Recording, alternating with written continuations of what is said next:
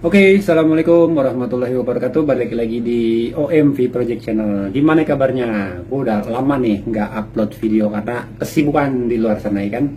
Nah, di video kali ini kita belajar ini nih. Jadi gue baru buka MT Manager lagi nih, ya kan. Terus ada yang baru nih, updatean. Ya, gue lihat di functionnya, sign-nya itu ada tambahan, makin rame aja nih sign, ya kan. Tadinya kan cuma 3 baris, sekarang ada 6 baris, ya kan. V1 tambah V2, V1 tambah V3, V1, terus V1, V3, V2, V3. Maksudnya apa? Ayo, aku nih, operator nih, ada yang tahu nggak nih maksudnya apa? Jangan-jangan ente semua pada asal aja yang sign, ya kan, sign APK, ya asal aja udah, pakai V1, V2. V3 atau V1 only gitu ya kan, jadi nggak pengen tahu gitu artinya apa. Nah, di video kali ini gue akan ya sedikit ngejelasin sih ya, nggak terlalu terperinci gue ngejelasinnya. Seperti biasa gue ngejelasinnya menggunakan bahasa sehari-hari ya kan, bahasa tongkrongan, bahasanya warung kopi ya, jadi biar gampang dimengerti. Oke, jadi yang mau belajar ikutin aja terus videonya.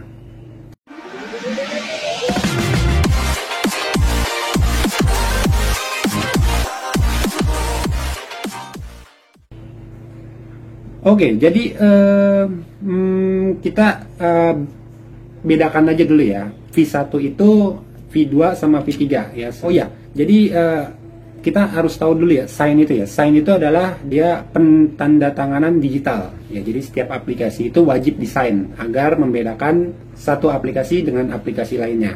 Karena banyak aplikasi yang serupa, kayak misalkan kita orang ini ngemod APK.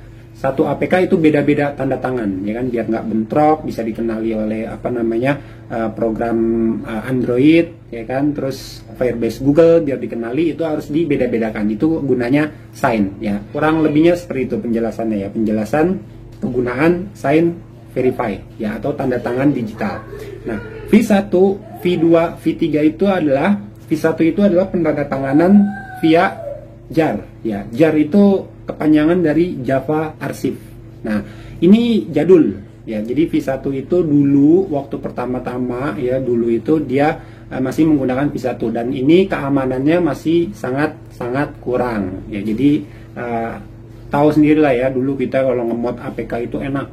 Jadi mau kemana mungkin mau jungkir balik juga tuh APK jadi aja, karena sign verify-nya itu masih gampang di bypass kalau dulu, ya kan? Karena dia hanya menggunakan skema penandatanganan via JAR ya, Java Archive doang ya. Nah, untuk penjelasannya gue nggak akan jelasin sekarang ya. Jadi kita akan fokus aja dulu ke artinya aja. Ya. Jadi V1 itu maksudnya itu ya, penandatanganan via JAR ya, Java Archive.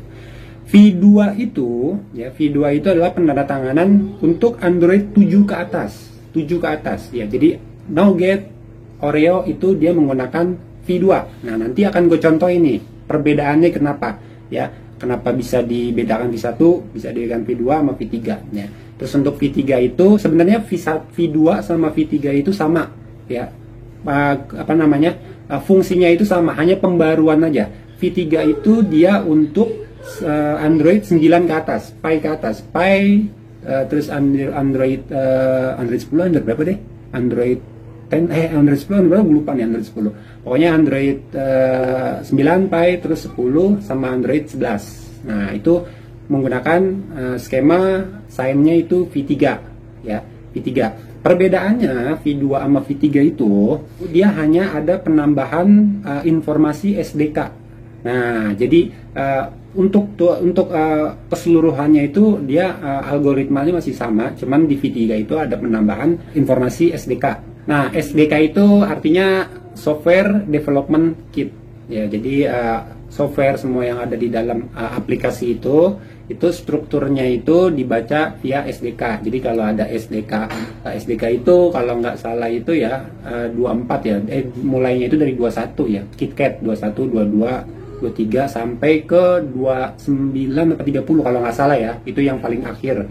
30 itu ya Android 11 atau Android 12 ya, gue nggak terlintas ya untuk saat ini ya. Pokoknya hitungannya sama, misalkan 21 ya, misal taruh aja kita hitungannya dari 21 itu KitKat, terus 22-nya itu KitKat atasnya lagi kan ada tuh, ya kan, terus 23 itu Jelly Bean, kayak Nougat aja, Nougat itu terbagi menjadi dua ya kan, Nougat 7.0 sama Nougat 7.1. Nah 7.0 nya itu SDK-nya itu software development kit-nya itu dia di 23 kalau nggak salah ya, terus yang 71 nya itu 24 kalau nggak salah. Ini juga ntar gue dikomplain lagi nih di komentar ya. Jadi perbedaannya itu, kalau di V3 itu dia hanya membaca struktur compatibility-nya si SDK. Nah contohnya seperti ini, kita langsung masuk ke prakteknya ya.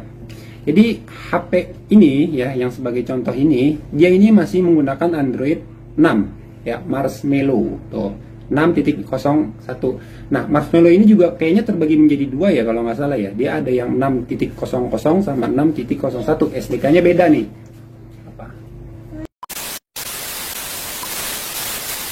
Nah terus untuk contohnya ya, APK contohnya ini gue pakai CapCut. Ya kita lihat di sini signature-nya itu, sign-nya itu dia pakai V1 ya. V1 kenapa V1 ya? Tadi ya yang udah gue jelasin, karena HP ini jadul ya. Dia masih menggunakan Android 6 Marshmallow. Jadi kalau gue menggunakan versi V1, sign-nya ya, signature-nya dia bisa keinstall. Tuh, dia bisa keinstall, bisa dipasang.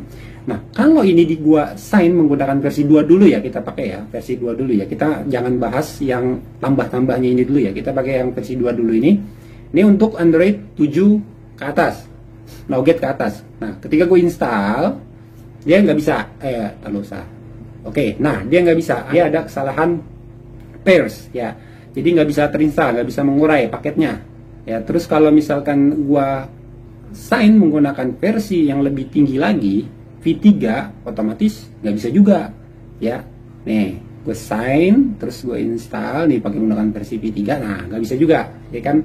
Nah ini berpengaruh sama handphone yang jadul terus masih orian ya, dalam arti handphonenya itu belum di root, maksudnya masih bawaan pabrik. Nah ini nggak berarti kalau HP-nya sudah di root ya. Jadi kalau misalkan kalian menggunakan HP yang root terus udah di patch signature-nya ya, mulai pakai lucky patcher kan itu bisa tuh ya, banyak tutorialnya di YouTube. Itu nggak ngaruh, udah nggak ngaruh ginian, berarti ini udah lewatin aja, install aja itu bisa ya.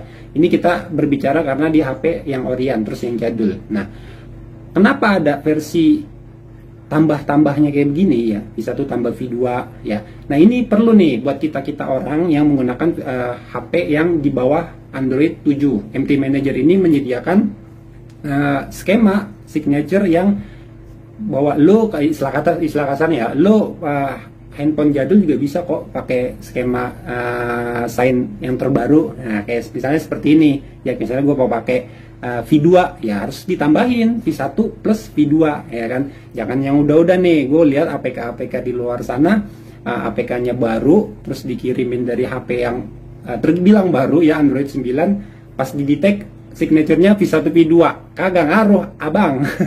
Jadinya harusnya itu menggunakan V3 only ya. Kalau didetek V1 V1 V2. Kebanyakan yang udah-udah kayak begitu. Jadi dia asal signer aja ya kan. Ya nggak ngaruh sih. Maksudnya kan kalau yang V1 itu menurut di forum-forum kayak gitu ya, kalau yang skema V1 itu dia rada lambat ya. Pembacaan kodenya itu dia rada lambat kalau misalnya pakai V1. Jadi nggak rekomen harusnya ya, kalau yang udah Androidnya Android 7 ke atas ya sudah pakai V2 aja, atau enggak yang 9 ke atas ya udah pakai V3 aja only. Yang plus-plusnya ini untuk kita yang masih menggunakan Android di bawah Android 7 ya. Misalnya kan kalau gue mau pakai V2 kan gue nggak bisa tuh V2 only kan ya, berarti tambahin deh V1 plus V2 kayak begini ya kan. Nah ini dia tuh udah dideteksi V1 V2, baru ini bisa diinstal tuh ya kan. Gue bisa menggunakan versi V2 karena ada skema V1 nya di situ ya kan. Sama halnya juga kalau gue mau pakai yang V3 nih, yang dia sudah yang terbaru ya kan, pembacaan compatibility SDK ya, gue pakai yang V1 plus V3 sama, ini juga bisa keinstall. Jadinya HP yang di bawah Android 7 pun masih bisa dia menggunakan skema versi yang terbaru, skema sign yang terbaru ya. Tuh nih V1 plus V3 tuh baru install, bisa diinstal ya kan. Terus di sini juga ada Kalau ini ada juga V1, V2, V3 tuh boros nih. 1, 2, 3 diumbat semua ya. Ini sih bebas-bebas aja ya. Maksudnya bisa-bisa aja kalau misalkan V1, V2, V3. Jadi semua skema ya kan, terus encryption signature yang ada di V1, V2, V3 diambil semua, itu nggak apa-apa, bebas-bebas aja. Jadi seperti itu ya. Ya sebenarnya sih penjelasannya ini simple aja ya. Kita nggak bahas struktur APK ya kan, yang RMB terus RMB 7 itu terlalu jauh ya. Takutnya malah durasinya kayak biasa, takutnya kepanjangan.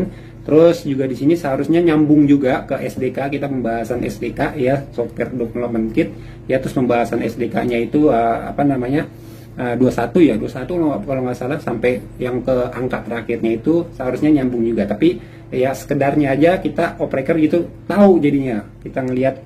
Jadi kalau misalkan lagi ngoprek handphone apa namanya APK, terus ditanya sama orang tuh artinya apaan, lu bisa jelasin. Nah seenggaknya seperti itu. Oke, jadi begitu aja untuk video kali ini.